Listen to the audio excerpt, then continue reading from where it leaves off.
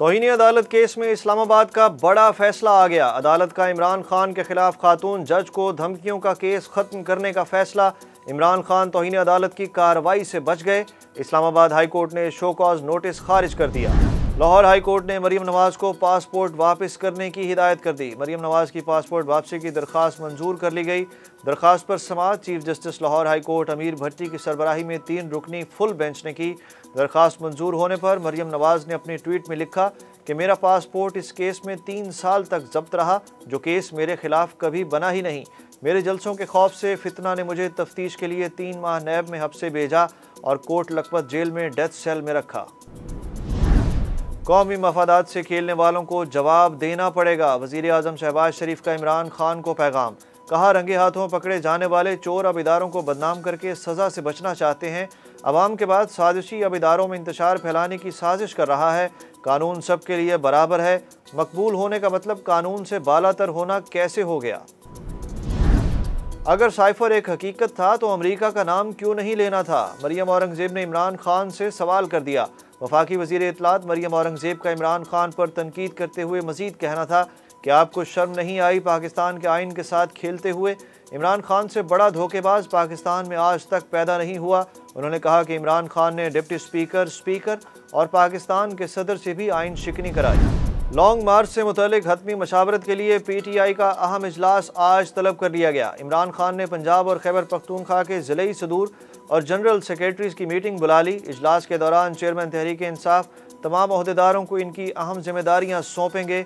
इजलास में सियासी सूरत हाल और लॉन्ग मार्च की फाइनल कॉल पर हतमी मशावरत होगी।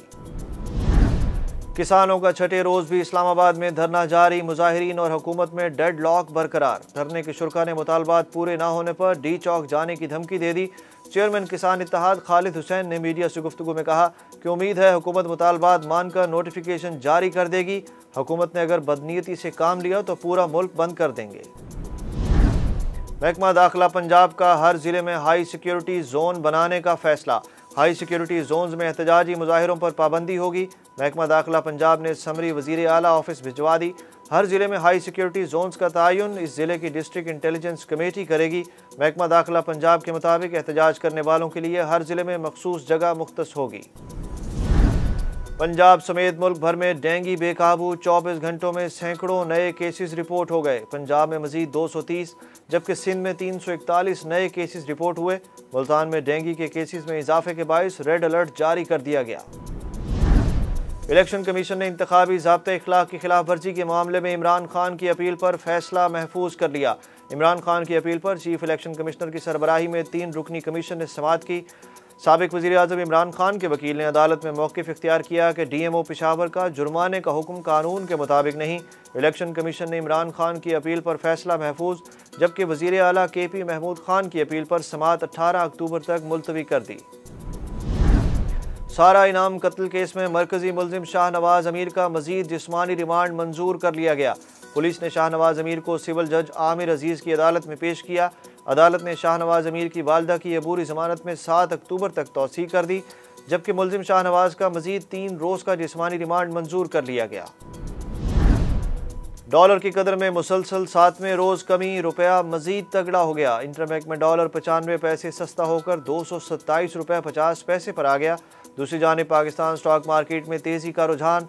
कारोबार के आगाज़ पर 100 इंडेक्स 125 पॉइंट्स के इजाफे से 41,253 पॉइंट्स पर पहुँच गया।